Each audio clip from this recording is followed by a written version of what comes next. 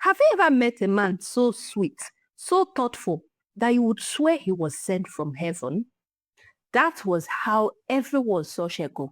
Husband, father, Mr. School Run, until one picture, one old woman, and one missing teenager brought everything crashing down. This is a true life inspired story. If you lived in Cabinet Estate in Akure, you would probably think Shego was the ideal husband. Soft-spoken, always neatly dressed, beard full, voice calm, the kind of man neighbors trusted instinctively, the kind of man women praised in WhatsApp groups. Above all, Shego was helpful. Every morning, like clockwork, he did school runs, packed lunch boxes, dropped the kids, smiled at the kids, waved at teachers, let his wife rest. People called him Mr. Responsible. And yes, Shego was responsible, just not in the way everyone thought.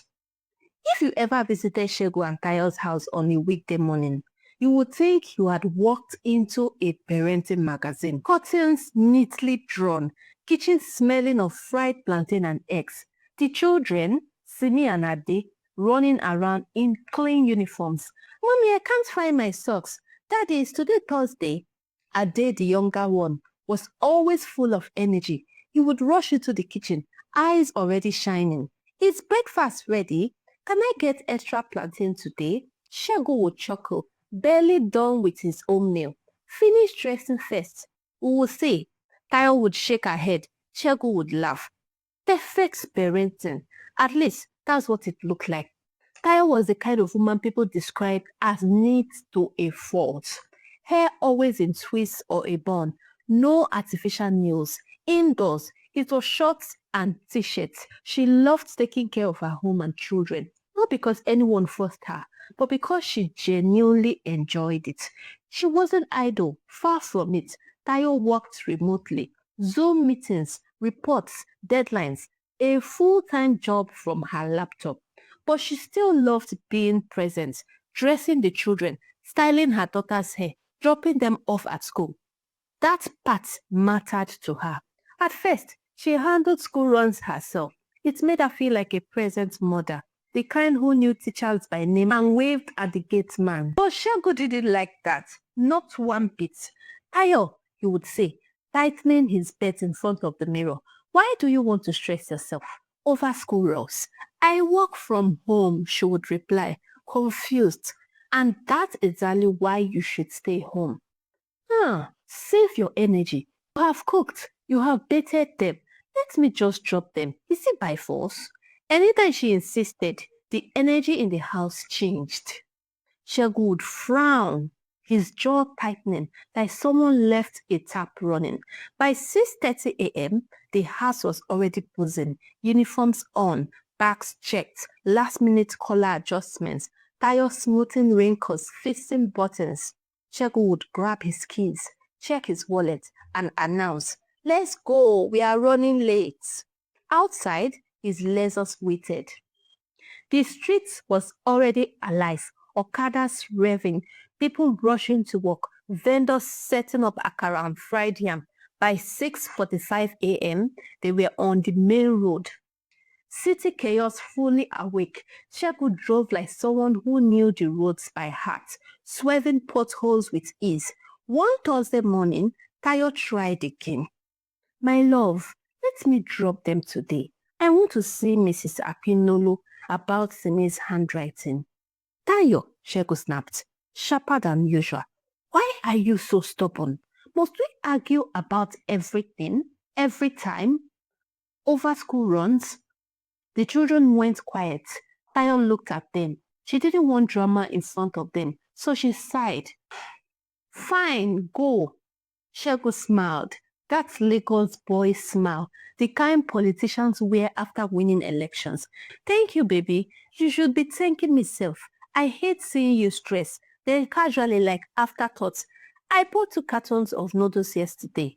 I know we are running out. And just like that, Tayo let it go again. If she insisted on school runs, Shego would frown. Other times, he would ignore her. Sometimes, we pick a small fight about uniforms not soaked or still not worn properly. Eventually, Tayo gave up. She stopped offering, stopped insisting, told herself, maybe this man is just being too thoughtful. She even told her friends, Shego doesn't let me near the school kids. She would laugh. I just stay home and press laptop. Her friends smiled. Some envious. You are lucky, oh, and Tayo believed it. What she didn't know was this. Shego's daily school run was not a sacrifice. It was a strategy.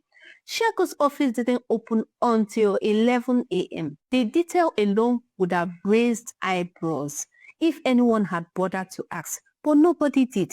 After dropping Sini on her day off, Shego never rushed anywhere. He didn't speed away like other parents. He didn't look pressed. He didn't check his watch. Instead, he lingered. The school gate was always chaotic. Cars honking, parents shouting last-minute instructions, children waving wildly as they ran toward classrooms. It was noisy, distracting, perfect. Shego packed close enough to see everything, but far enough to observe. Parents came in all shapes and forms, married women rushing to offices, single mothers juggling handbags and lunch flags, aunties who had come just to help, teenagers dropping off siblings before heading to lessons or errands. And Shego noticed patterns. The one who walked, the one who took keke, the ones who always looked tired. Sometimes the same faces appeared every morning, so women greeted him like they already knew him. Good morning, sir. Morning. Others smiled shyly, unsure if they should acknowledge him again. Shego smiled back. Polite, warm, harmless. The kind of smile that didn't scare anyone. The kind that said, I'm safe. That was how it started. Not with flirting, not with promises, with courtesy. One morning, as the children rushed into the school compound, Shego noticed a woman standing by the gate, struggling with two children and a heavy bag. She hesitated, clearly calculating whether to ask. Shego didn't wait. Excuse me, he called gently. You're heading inside, right? She nodded. Hop in. It's a long walk. Grateful, she climbed in. That ride was quiet, uneventful, but the seed was planted. The next day, another woman asked, then another. Soon, it became normal. Parents without cars began to recognize Shego's lessons. That man that always helps. That responsible father. Children even started waving at him. Shego never refused, and that was the trick. He didn't chase, he waited. One morning, as he pulled up by the gate, he noticed her. She wasn't dressed like others. No office wear, no momsy wrapper. She wore jeans and a simple top, hair tied back loosely, no makeup, slippers that looked like they had survived too many arguments with concrete. She stood slightly away from the gate, pulling two younger boys towards her. Stop fighting, she hissed at them. Do you want to be late again? The boys ignored her, arguing about biscuits. Shego watched. There was something about her movements, impatient but protective, young but already tired in a way that suggested responsibility had come early. He saw how she dragged one leg slightly, like the slipper was broken, how she rolled her eyes at her brothers, but still wiped one of their mouths with the edge of her shirts. She looked curious, not desperate, not flashy, curious. Shego drove forward and stopped just ahead of her. He wound down his window. Good morning. She startled slightly. Good morning, sir. You are heading inside, right? It's a long walk. Hop in. I will drop you. The boy stared at the car like it was a miracle. She hesitated. Shego didn't rush her, didn't insist. He just smiled. She looked at the children, then back at him. Okay, thank you, sir. She opened the door and climbed in with her brothers. That was the first ride. Her name was Jadesola. She wasn't a student at the school. Her two younger brothers were. Every morning, she dropped them off before heading to a tutorial center nearby. Supposedly, on that first ride, Shego kept the conversation light. Are they twins? No. They fight like twins. She laughed, just a small laugh. Enough, though. At the gate, she thanked him quietly and stepped out. Shego watched her walk away. He didn't follow, didn't ask for her number, didn't make a move. That came later. The second ride happened 2 days after. This time, she didn't wait for him to offer. She waved. Good morning, sir. Shego smiled, already unlocking the door. By the third week, the rides were routine. Sometimes he dropped her brothers off and offered to take her to her lesson center. You will be late if you walk. She accepted. By then, she had stopped calling him sir. She called him Uncle Shego. That name made him laugh. It made him feel important, useful. And useful men were trusted men. Shego bought salt trains for her brothers, sometimes biscuits. Once, he handed her a small envelope. For transport, he said casually. She didn't argue, didn't thank him excessively. She just nodded and tucked it into her bag. Shego liked that. He liked her he didn't act shocked when he did nice things. He liked her she didn't ask questions. By the fourth week, he bought her a new wig. You look better with long hair, he said. She smiled. By the fifth week, he gave her a phone. Your old phone is slow, he said. How will I reach you? That was when things shifted. Because now he could reach her and she could reach him. Jadesola was 17.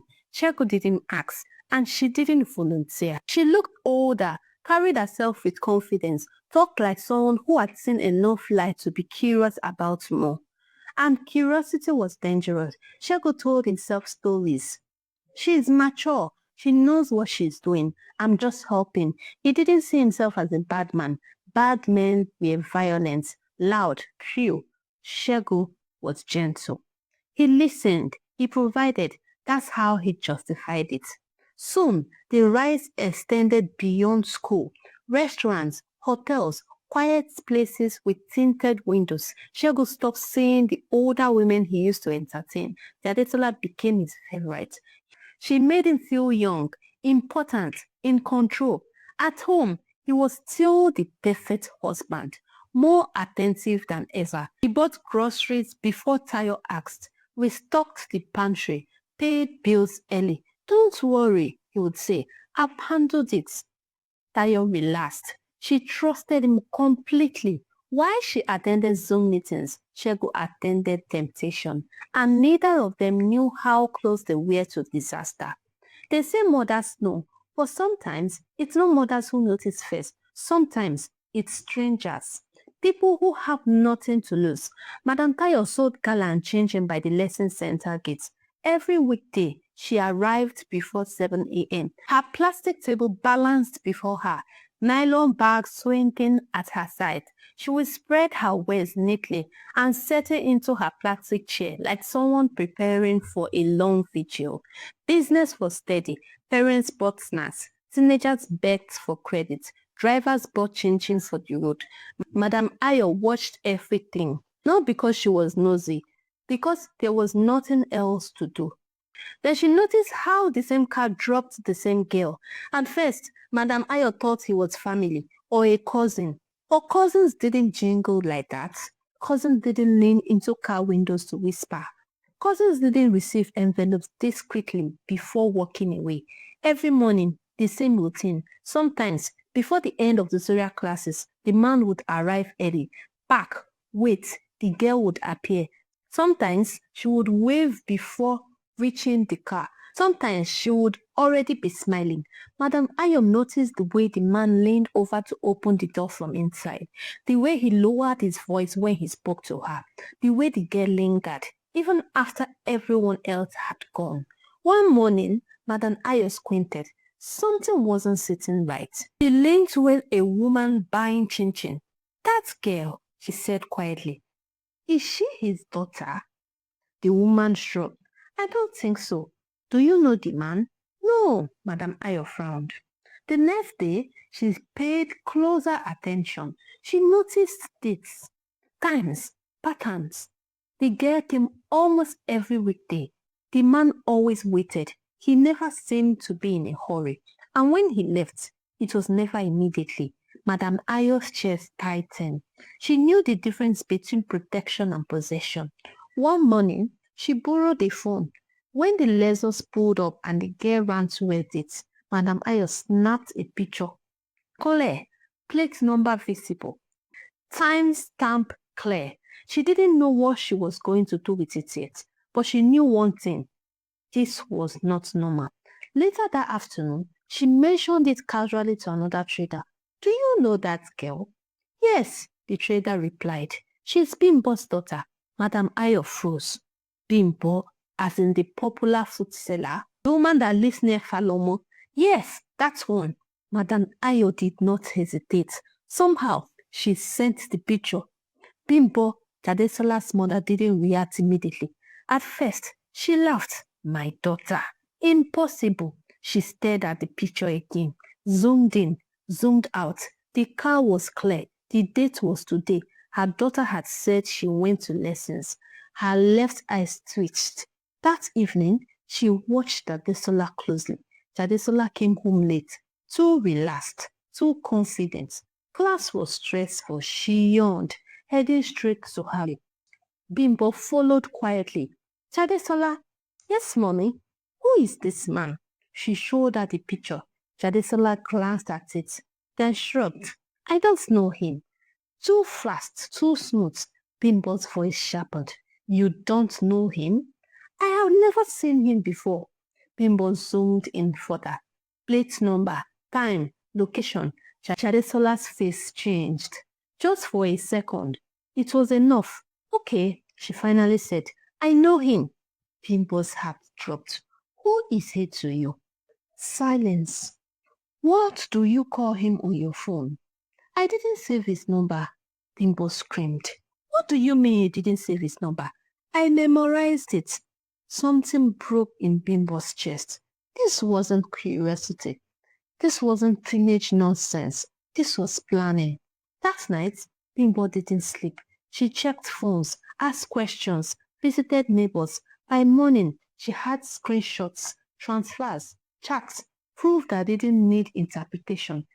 By Monday, she was ready. She let her girls handle the restaurant. She dressed early, took her younger children to school, and waited. Shego arrived like always, packed, relaxed, waiting. He saw the children first, then he saw her. Bimbo walked towards his car slowly. No shouting, no drama, just rage packed into calm steps. You are the one, she said.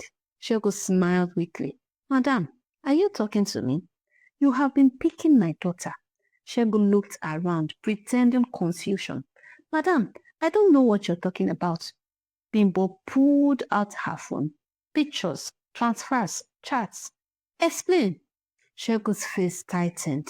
He reached for his phone. Please excuse me. I'm on a call. He dialed. Nobody answered. He dialed again. Still nothing. He raised the phone to his ear anyway. Yes, yes, I'm inside the compound. I'm back in. Then he drove off. Fast.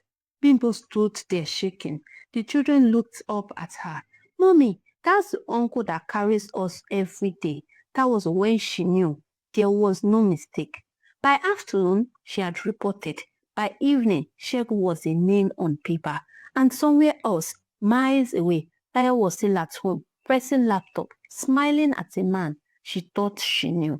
Aware that the first one had already been thrown, and it would not miss.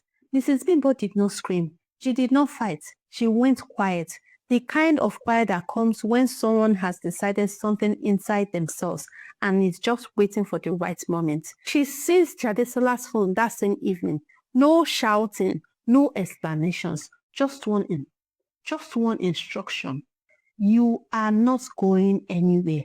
She locked the gate, told the neighbors to keep an eye out, and sat down.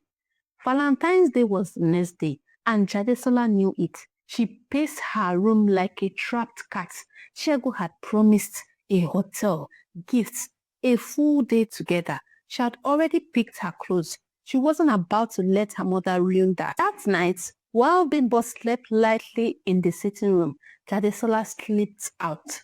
She forced the back door open, borrowed a neighbor's phone, called Shego once, twice, 17 times. Shego did not pick. He had a rule. If I don't know the number, I don't answer. That rule had saved him many times. That night, it betrayed him. Jadesola waited at the restaurant they always used. Hours passed. No Shego, no calls. Eventually, she left. By morning, Mrs. Bimbo discovered the broken door. Her daughter was gone. This time, fear replaced anger. She ran to the police, and suddenly, Shego's name carried weight. Missing person, minor, evidence already submitted. Things moved fast. That afternoon, Shego returned to the school gate like nothing had changed. He had to. Avoiding school runs would raise suspicion at home. Tayo would notice. So he showed up, smiling, relaxed. As usual, he didn't notice the police car at first. He didn't notice Bimbo standing stiffly beside two officers. Not until it was too late. That's him, she shouted. Shego turned. His smile froze. He reached for his phone instinctively. Sorry, what shipment? I can't hear you. The officers didn't wait. They held him. Parents stared. Children whispered. Teachers rushed forward. Shego struggled. Madam, there's a mistake. School authority intervened quickly. This was happening at the gate, in public. They moved everyone into the admin office, and then they made the call. Tayo was in the middle of a Zoom meeting when her phone rang. She ignored it. The call came again. Then a message. Good afternoon, ma. Please report to the school immediately. It's urgent. Her heart skipped. She excused herself hastily, grabbed her bag, didn't call Shego, didn't think. She drove. The school compound was closing. Teachers whispering, parents clustering, students peeping from windows. Something was wrong. Very wrong. Inside the admin office, she saw Shego seated, quiet, two policemen behind him. He looked small. Shego, she whispered, what's this? He opened his mouth, closed it. Mrs. Bimbo stood. This is your husband, she said calmly, who had been sleeping with my daughter. The room went silent. Tayo laughed. A short, broken sound. That's not possible.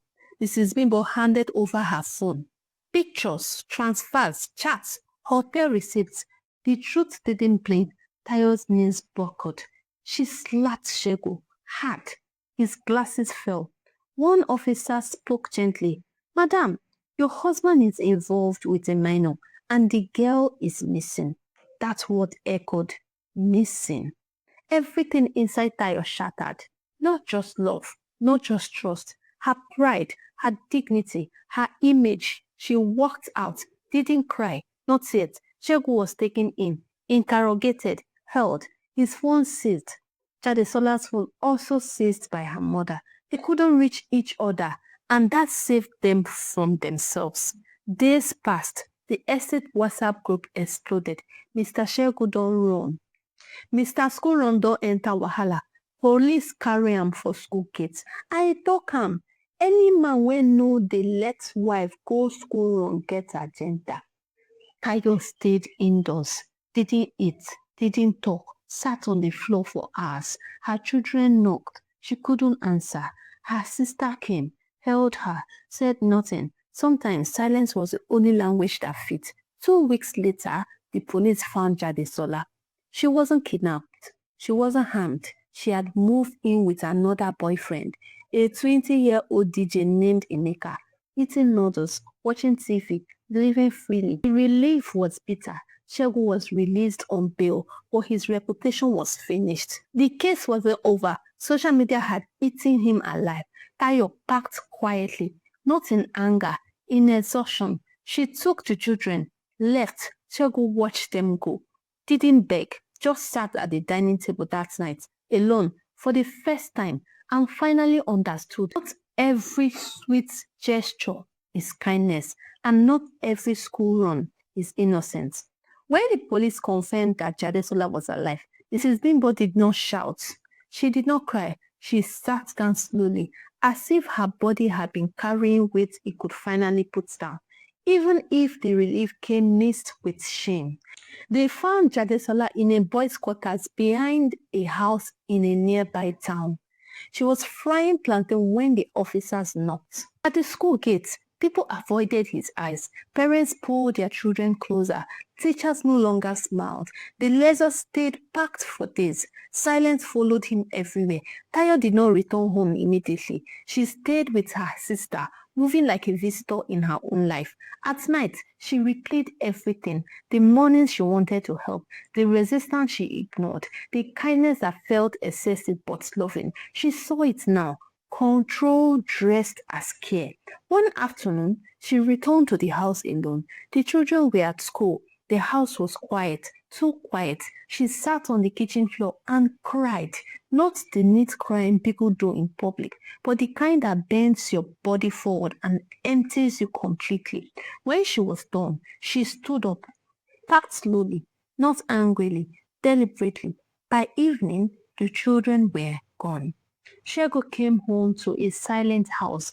No shoes by the door, no pots on the stove, no voices. He sat at the dining table and waited. For what? He didn't know. Mrs. Bimbo withdrew from the noise. She stopped visiting prayer houses, stopped asking prophets questions she already knew answers to. She focused on her daughter instead, not with shouting, but with distance. Trust had broken on both sides. Playing would not be dramatic. It would be slow, uncomfortable, uncertain. Madam Ayo returned to her plastic table.